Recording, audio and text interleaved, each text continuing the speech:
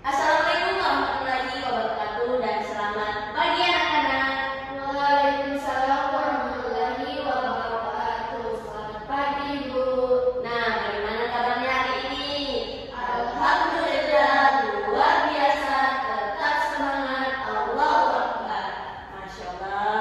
Nah, sebelum memulai pembelajaran hari ini, alangkah baiknya kita membaca doa terlebih dahulu.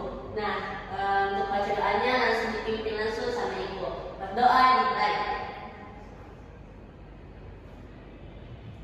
Berdoa selesai. Nah anak-anak, jadi pada hari ini kita akan membahas tentang teks prosedur dalam bahasa Indonesia. Sebelum itu, Ibu bertanya kepada anak-anak sekalian, siapa yang pernah membuat mie instan di rumahnya? Saya, Bu. Nah, pasti kalian pernah kan membuat mie instan? Nah, pertanyaan Ibu, apakah dalam membuat mie instan tersebut, apakah mie instan tersebut bisa jadi tanpa langkah-langkah? Tidak, Bu. Nah, pastinya harus memenuhi langkah-langkah tersebut, bukan? Iya, Bu.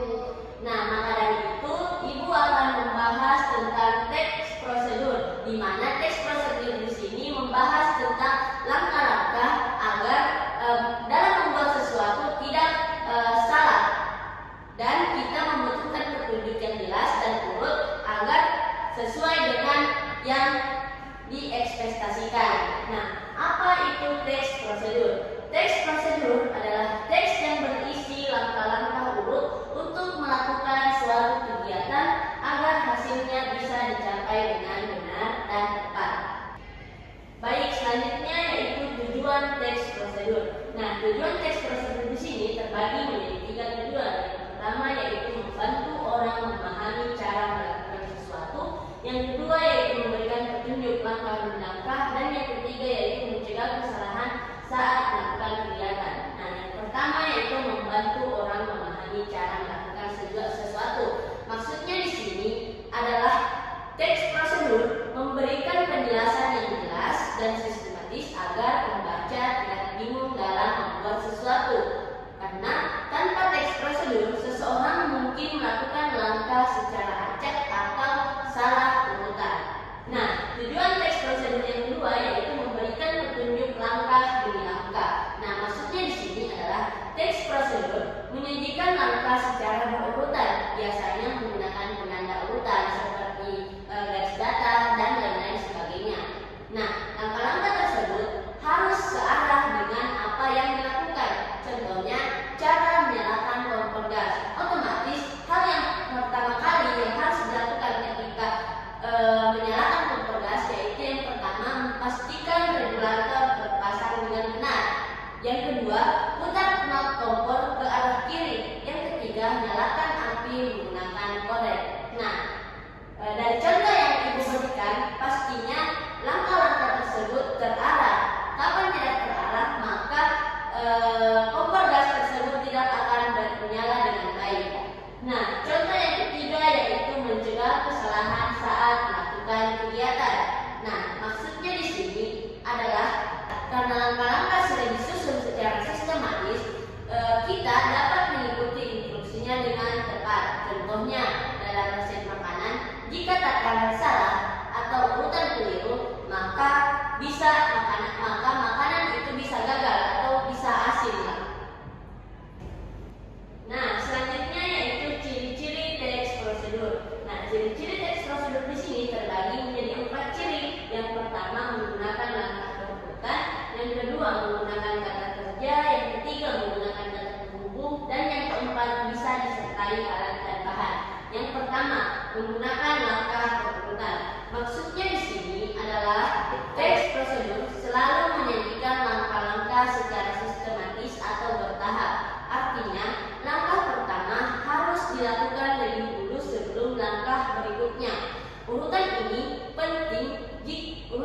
penting karena jika dibalik atau dilompati, hasilnya bisa salah atau tidak maksimal. Nah, ciri teks yang kedua yaitu menggunakan kata kerja. Nah, teks prosedur banyak menggunakan kata kerja karena berisi tindakan atau aktivitas yang harus dilakukan.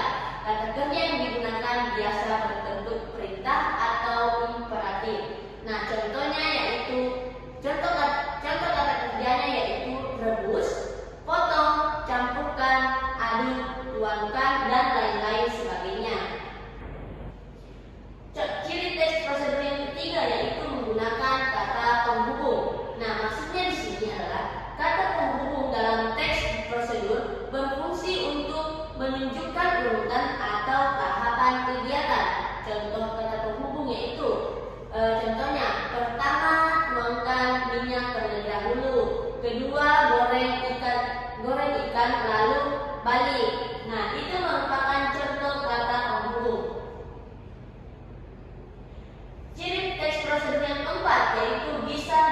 menguasai alat dan bahan.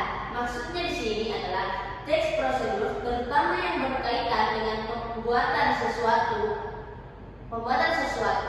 maka biasanya mencantumkan alat dan bahan terlebih dahulu. Tujuannya agar pembaca mengetahui apa saja yang diperlukan dan tidak berhenti di tengah proses karena kekurangan alat atau bahan. Contohnya alat yaitu panci, kompor, dan contoh bahan itu bisa jadi kalau ingin membuat kue yaitu terigu, mentega, dan lain-lain sebagainya. Nah, selanjutnya yaitu terdapat struktur teks prosedur. Nah, struktur teks prosedur di sini terbagi menjadi 3. Yang pertama, judul atau tujuan kegiatan. Nah, di sini menjelaskan apa yang akan dilakukan. Nah, yang kedua yaitu bahan dan alat jika diperlukan. Nah, di sini maksudnya daftar benda yang akan dibutuhkan untuk melakukan kegiatan. Dan yang ketiga yaitu langkah-langkah atau petunjuk urut yang harus dilakukan dari awal hingga selesai. Nah, selanjutnya yaitu kata yang sering digunakan dalam membuat teks prosedur. Nah, kata yang sering digunakan dalam membuat teks prosedur di sini terbagi menjadi 2. Yang pertama kata kerja perintah dan yang kedua yaitu kata urutan. Nah, kata kerja perintah di sini contohnya yaitu berilah air dalam mangkuk tersebut. Nah, ini digunakan untuk menyuruh atau memberi instruksi.